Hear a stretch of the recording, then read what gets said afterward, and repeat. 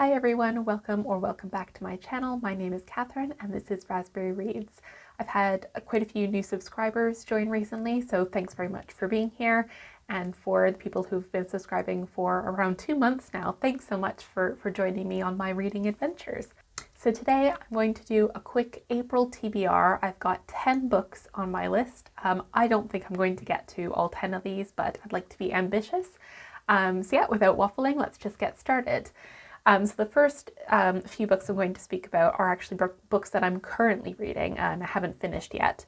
So the first one is actually a buddy read with my partner Lucy, and this is the third attempt at a buddy read. So we started reading one book about geology, and I'll talk about that in another video, but we just both couldn't get on with it. So we thought, you know, life's too short, let's just stop that one and pick up something else.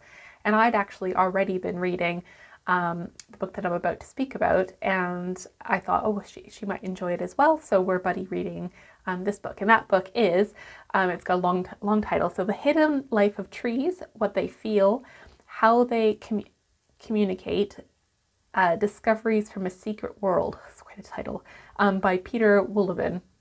And so I'm around a third of the way through this book, and I'm reading it as an ebook through the Libby app. But yes, this book is nonfiction. It's written in a very accessible way, quite a nice narrative. Wohlleben is a forester by training, and he looks at how trees communicate and sort of the ecology of the forest system through the lens of, let's say, a reformed forester. So yeah, he's got some really interesting things to say, and so far I'm enjoying it, that it's a fairly light-hearted read. As I said, it's pretty accessible for anybody, so you don't need to be an expert in trees or ecology or anything like that. He sort of walks you through it. So yeah, I'd like to finish The Hidden Life of Trees in the month of April.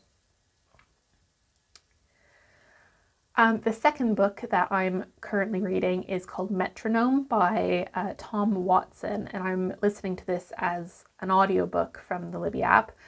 And I'm almost 80% through this. I was actually up quite late last night because I couldn't sleep, and so I got a big chunk of that book listened to.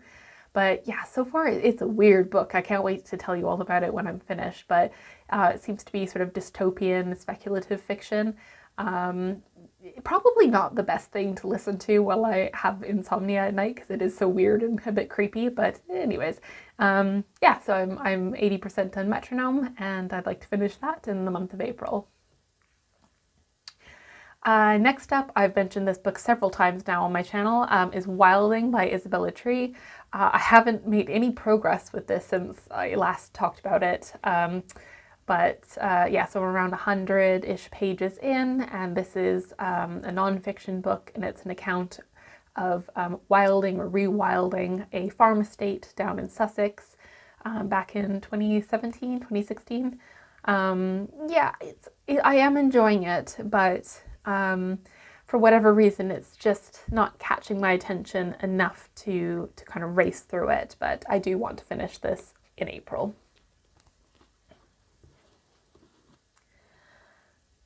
Similarly, I've already mentioned this book, that's Silent Spring by Rachel Carson. So I've only read a few pages of this so far, so I'd like to actually tackle this in the month of April. And Silent Spring is, again, a non-fiction book, and it was from the 1960s, and it's about the sort of chemical pesticide industry and the impact that has on the natural environment, and sort of a environmental activism narrative. So yes, I'd like to read Silent Spring in the month of April. I've also mentioned this book on my channel before, and again, I have not made any progress. I'm so terrible for reading too many books at once. In the comments, please let me know how you like to read. Do you read one book at a time? Or are you more like myself, where you flit to different things and have multiple books on the go? I feel like I can't be the only person that kind of gets sidetracked by reading, and then as a result, I end up not getting through as many books in a month because I've just started so many. But anyways, so the next book is The Secret History by Donna Tart. So I'm still 120-ish pages through this. It's not that I'm not enjoying it, I am, but I just keep getting sidetracked by books that come through from my holds that come up from my Libby app, or yeah, just new books just pop in. And this is quite, it's not a dense read, but you kind of have to take your time with it. And I guess I just haven't been in the mood. So yeah, hopefully I'll finish this in April. We shall see. So those were the 5 books that I've already started that ideally I'd like to finish in the month of April. But the next 5 books are books that I haven't yet started. So the first up is an audiobook, and this book has actually been on my TBR for years. And then coincidentally, Lucy just got access to the Libby app through our public library, and she found this book and read it. And she was talking about it, and I was like, oh, is that this book? I really want to read that. Anyways, she enjoyed it. So it's The Way Home, Tales from a Life Without Technology by Boyle. And this is set in Ireland, and it's Mark's account of moving to kind of like a homestead type living situation, and his sort of account of moving away from modern life and technology. As I said, Lucy really enjoyed it. It's been on my TBR for quite a while, that more sort of slow-paced, sustainable living vibe. And so now that she's returned the audiobook to our library, I have subsequently borrowed it, and I will read it in the month of April. Next we have Kingdom of the Wicked. So this is the first in a series by Kerri Maniscalco. Now this is one of those ones where I kind of had FOMO, I guess, where a lot of booktube is dedicated to fantasy, romantasy, so like romance fantasy genre. And I was watching, I believe it was the Peruse Project. I'll link the channel below. But yeah, so that booktuber was ranking all of the romantasy series or individual books that she had read. And this one came out quite highly. And so I thought I would pick it up because sometimes I like to read just standard fantasy, so like Lord of the Rings, that type of thing. But sometimes I like to read spicy fantasy. I'm still trying to get into it. So anyways, I picked this one up because I thought it was meant to be quite steamy. And then now I'm not so sure. So first of all, now that I've bought it, and I got it secondhand, I didn't realize that it was actually a young adult book. Now, there's nothing wrong with that, but I tend to not read young adult. And when I first started flipping through it, I realized, the font's pretty big. There's some like illustrations and whatnot in it.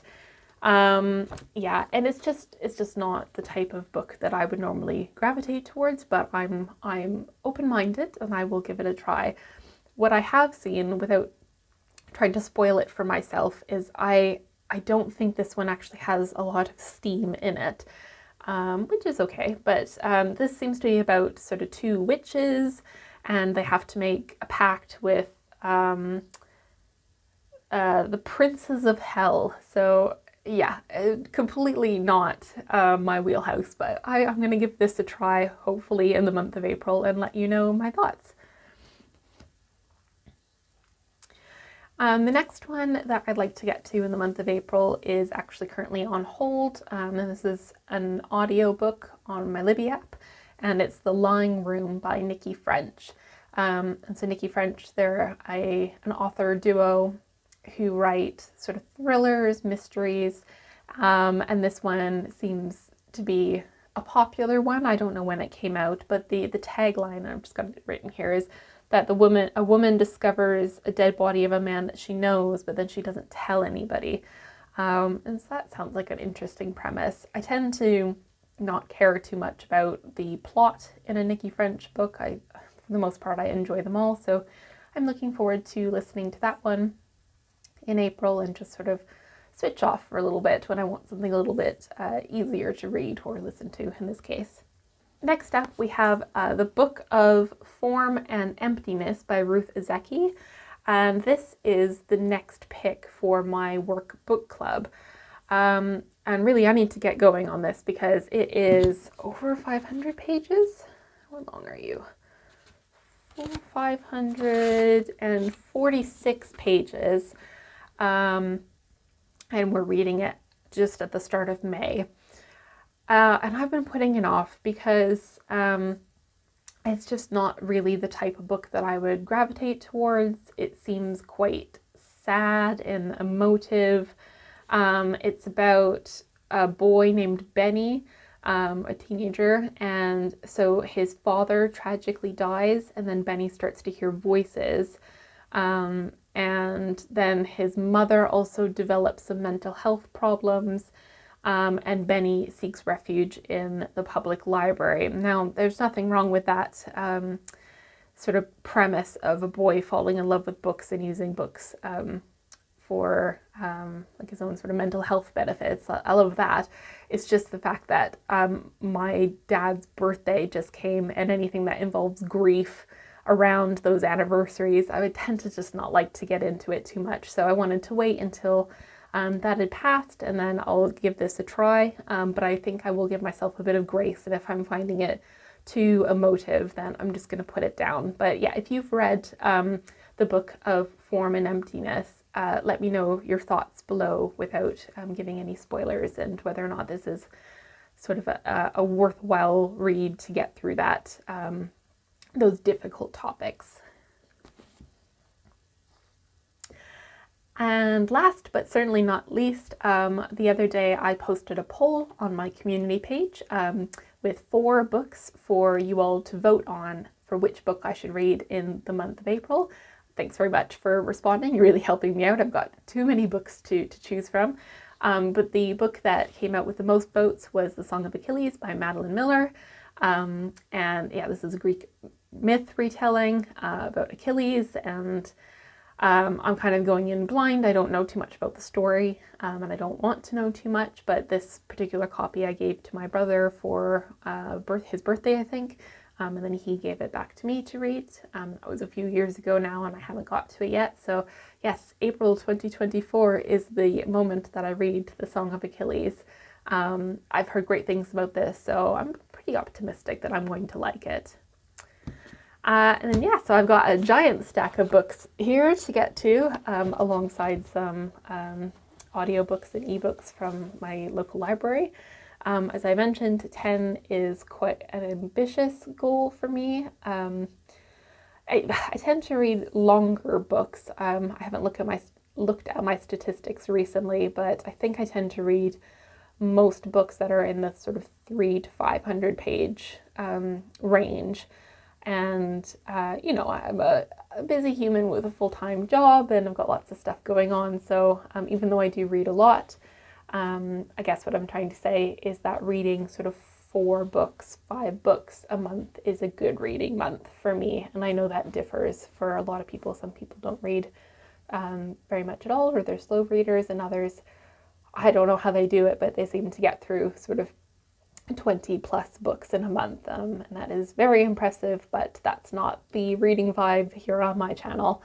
So yeah, those are the books that I'd like to get to in April. What books are you hoping to get to in April? Are you looking to read, like, doing any of the tags, or I think there was one that I saw the other day that was like old school April. So yeah, are you going to participate in any of the booktube tags? Let me know in the comments below. I look forward to chatting with you. So the only thing left to say is I hope you're all doing well. I hope you're enjoying the spring vibes wherever you are, or autumn if you're in the southern hemisphere. And yeah, I will see you soon in a new video. Take care. Bye.